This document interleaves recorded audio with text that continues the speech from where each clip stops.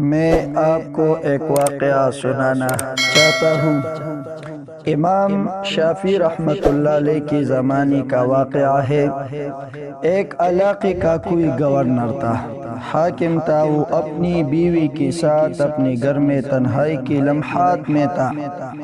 خاوند اچھے موڈ میں تھا، مگر بیوی کسی وجہ سے اس سے ناراض تھی۔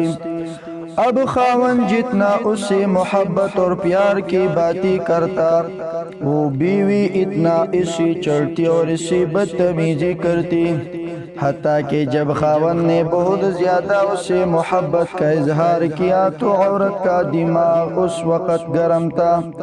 وہ بے وقوف آگے سے کہنے لگے کہ جہنمی پیچھے ہٹ، مجھے ہاتھ مت لگا۔ اب جب اس نے اپنی خاوند کی جہنمی کہا تو آخر وہ بھی مرتا۔ اس کو غصہ گیا۔ اس نے کہا کہ اچھا، اگر میں جہنمی تو پھر تجھے میری طرف سے طلاق۔ اب رات گزر گئی۔ صبح جب دونوں کا دماغ ٹھنڈا ہوا تو عورت کو بھی غلطی کا احساس ہوا کہ میں اپنی خاوند سے ناراض تھی، مگر مجھے یہ لفظ تو نہیں کہنا چاہیے تھا کہ جہنمی پیچھے ہٹ، مجھے ہاتھ مت لگا، میں نے تو غلطی کر لی۔ اب وہ اپنے خاوند سے پوچھنے لگی کہ جی کیا مجھے طلاق ہو گئی؟ اس نے کہا پتہ نہیں، یہ تو شرطیہ تھی کہ اگر میں جہنمی ہوں تو تجھے میری طرف سے طلاق، لہٰذا مجھے علماء سے پوچھنا پڑے گا۔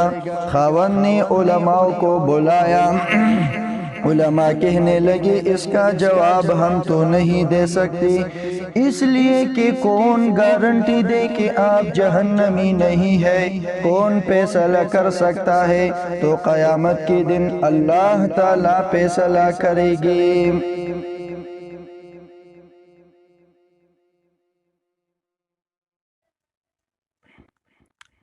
سینکڑوں علماء سے رابطہ کیا گیا، مگر کوئی عالم، کوئی مفتی اس کا جواب نہیں دے پا رہا تھا۔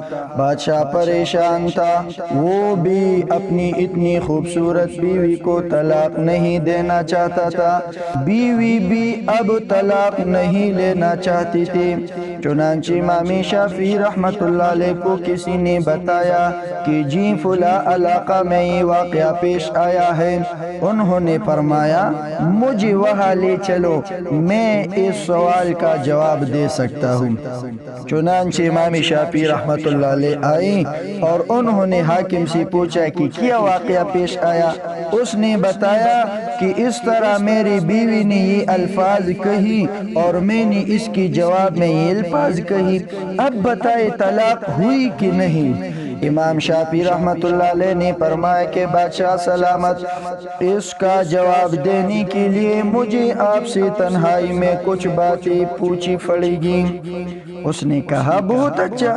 چنانچہ امام شافعی رحمۃ اللہ علیہ نے اس سے کہا بادشاہ سلامت، مجھے زندگی کا کوئی ایسا واقعہ بتائے کہ جس میں آپ گناہ کرنے کا موقع رکھتے ہو، گناہ کرنا آپ کے لیے آسان ہو، مگر اللہ رب العزت کی ڈر کی وجہ سے آپ نے اپنے آپ کو بچایا، کوئی واقعہ ایسا سنائیں۔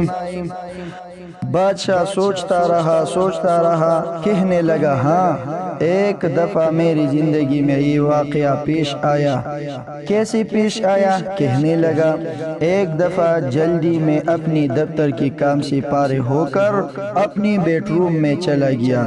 جیسے ہی میں داخل ہوا میں نے دیکھا کہ محل میں ایک کام کرنے والی لڑکی میرے کمرے میں چیزوں کو سنوار رہی تھی، بستر کو ٹھیک کر رہی تھی۔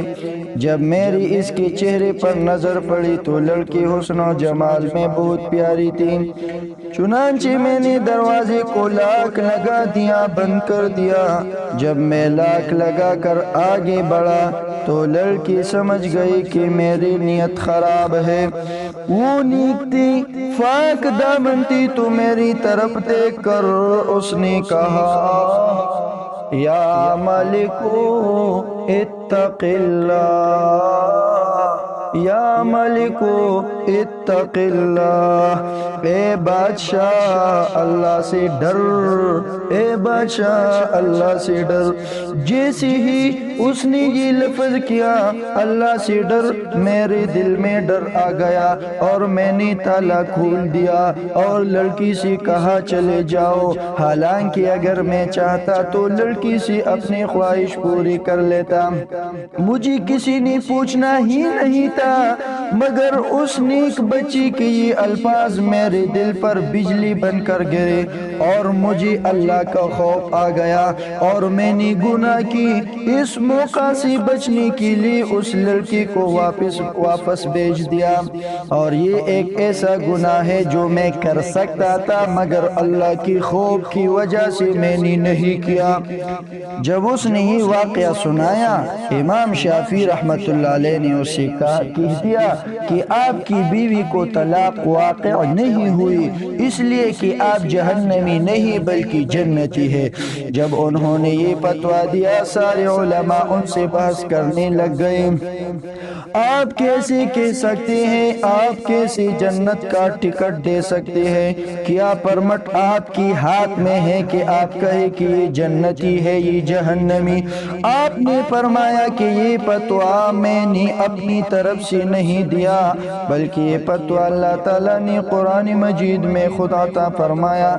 جی قرآن مجید میں کیسی؟ انہوں نے کہا کہ قرآن مجید کی آیات ہے، سورۃ النازعات 39 نمبر آیات ہے، وَأَمَّا مَنْ خَافَ مَقَامَ رَبِّهِ، اور جو شخص اپنے رب کے سامنے کھڑا ہونے سے ڈرا، وَنَهَى النَّفْسَ عَنِ الْهَوَىٰ، اور اس نے اپنے نفس کو خواہشات میں پھرنے سے بچا لیا، فَإِنَّ الْجَنَّةَ هِيَ الْمَأْوَىٰ، پس اس کا ٹھکانہ جنت ہوگا۔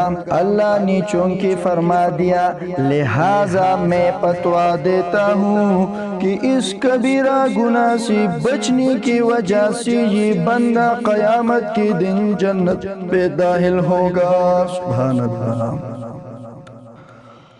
اللہ تعالی ہمیں بھی پاک دامنی کی زندگی گزارنے کی توفیق عطا فرمائے اور اس آیات پر عمل کرنے کی توفیق عطا فرمائے۔